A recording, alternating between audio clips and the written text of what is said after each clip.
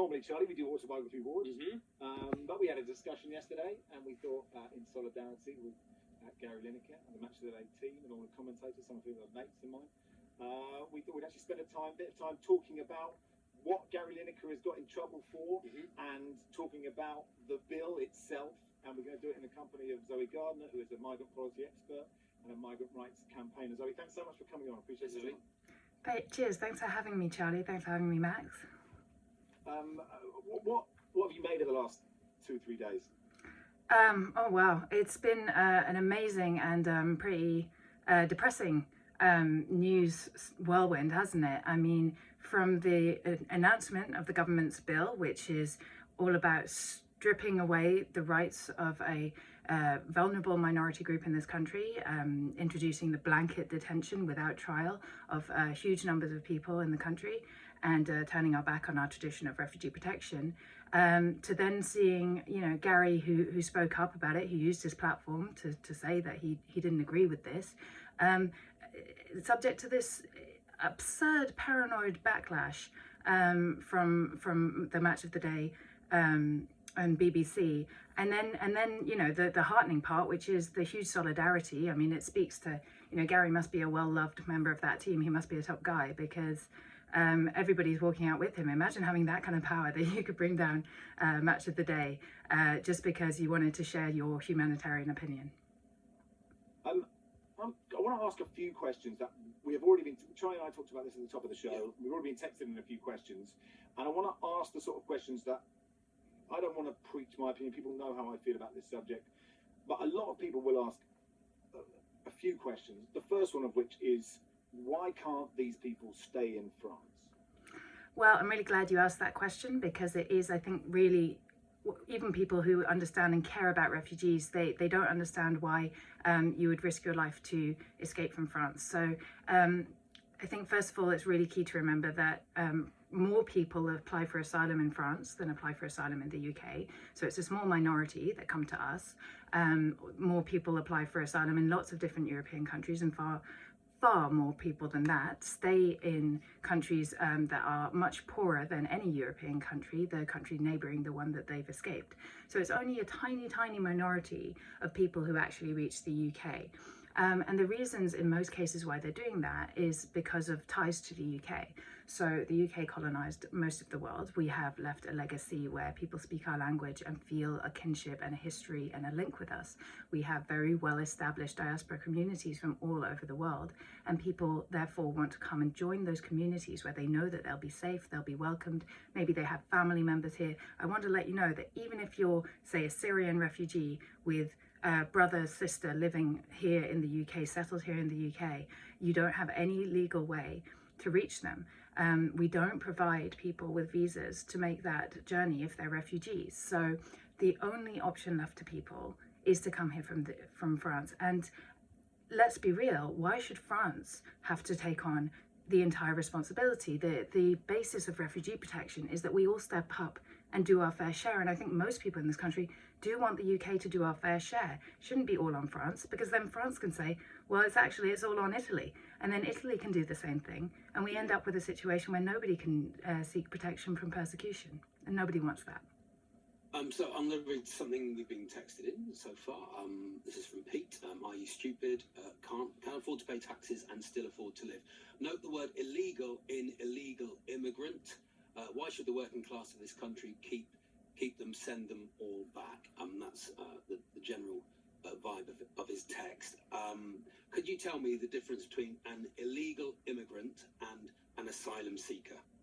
Sure. So somebody who's seeking asylum, that's the word for somebody who says they are a refugee. And a refugee is somebody who has escaped from war or persecution. For example, somebody who's gay and they're from Sudan, right? And they've experienced violence and they need to escape from that country. Or somebody who was working with the UK military in Afghanistan, and now the Taliban are in charge and they need to escape. That's a refugee. Then you become an asylum seeker when you come to a country like the UK and you say, I am a refugee, please protect me. And what happens when you do that is that you have to have an interview, and it takes quite a long time. We have to work out who you are and whether you are at risk and whether you fit that category, and then we give you a protection status and the chance to rebuild your life in the UK. So I think what people have rightly complained about is that this system of determining who is a refugee and getting them through so that they can start to get on with their lives has been completely mismanaged. So, you know, with no consultation with local communities, the government has made the deliberate choice to start putting people up when they're asylum seekers. So when they arrive here saying, I'm a refugee, I need protection, they say, we're going to put you in a hotel, dump you somewhere, in a community where we've had possibly, you know, communities where people are working class, people have not had any consultation about how to welcome people into the community, places where it's totally unsustainable for them to stay, and they've dumped them in these hotels. They've said, you've got no right to work, you've got no right to start rebuilding your life, you have to wait, and then we'll establish whether or not you're a refugee. And those people are waiting for over a year on average in that situation. So they're in a terrible situation. And those are the people that this government is calling illegal immigrants. But the reality is that it is protected under the law to seek asylum in the UK.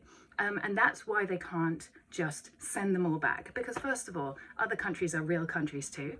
And you can't just say to France, for example, here's a bunch of people we don't want, they're yours now, not it, and tap out. That's not how it works. Other countries also have a right to decide what happens there. So if we don't have deals to return people to other countries, we can't just send them back. And what's most important under international law is that we can't send somebody back to a place where they'll be in danger. So that Afghan I was talking about who's escaped from the Taliban, we cannot send them back to Afghanistan because obviously they would be at risk of death. Same thing with a gay man from Sudan or lots of other refugees, for example, Iranians who've been protesting against the government recently, they're at risk of death as well. So we can't send them back to Iran into danger, and we can't send them back to just any country without them agreeing to it. And of course, why would they agree to it? Because the UK has to do its fair share too. A couple of messages. Lee says, ridiculous, you're not giving a balanced argument. Many are not immigrants, they're economic migrants. Stick to the football, it's TalkSPORT. This woman, this is Zoe, is a self-proclaimed expert. Ask her to come to work on the Coast Guard patrols. Most of these inverted commas refugees are not escaping anything. They pay €3,500 to €4,000 to cross illegally into the UK. They even get a smartphone with nautical navigation app installed. There are hardly any women and children in these camps in northern France. Well, there's a lot going on there. So first of all, I've worked with refugee communities for 10 years now, so I do know about who they are and why they're coming. So thanks for that. I hope that you too are also volunteering to welcome people into your community. Why are they mainly men making these crossings? I think that's another really key one that people are confused by. But if you think about it, it makes sense. So like I said before, there's no safe route to come to the UK. There's no visa, there's no way to get to protection. So if you were in the situation where in order to reach protection you had to send somebody to make that kind of dangerous crossing, and let's not forget, it's not just the crossing across the Channel. These people will have crossed the Mediterranean in the same way. They may have crossed across the Sahara Desert. They may have been held in detention in torture cells in Libya. That's a huge problem, and a lot of them pass through Libya. So you're talking about an incredibly dangerous journey.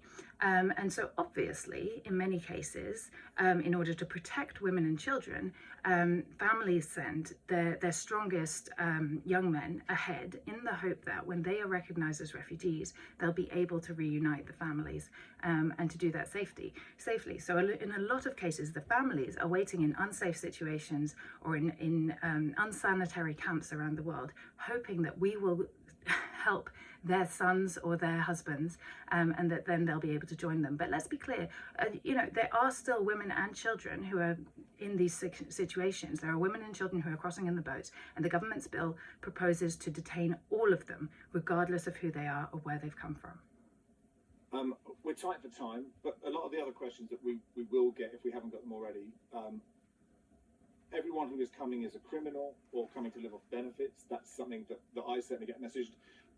Britain is full and we can't let everybody in. And why haven't you housed an immigrant is often asked too. Well, certainly when I tweeted that. I live in a rather cramped London flat, and I believe that the government's responsibility is to use our taxes to help the most vulnerable. That includes British people, homeless people. It includes paying decent wages in the public sector to our nurses. It includes an NHS that functions, and it includes a refugee protection system. But if you're one of those people who've been asking about housing a refugee, I would recommend hundreds of thousands of people across the country have done that. And there are great charities that help you facilitate that. There's one called Refugees at Home. If you want to take someone into your spare room, I really do urge you to do it. It's a wonderful thing that you can do.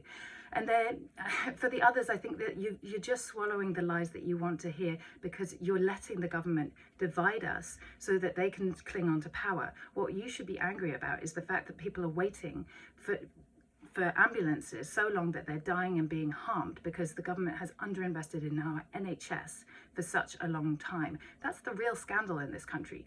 Refugees are not your enemy, and they're not criminals, and they're not coming here to take advantage. They're ordinary people like you and me, and they've got into terrible danger, and now they're asking for our help. And I think we can do that. I think we're a strong enough country to do that.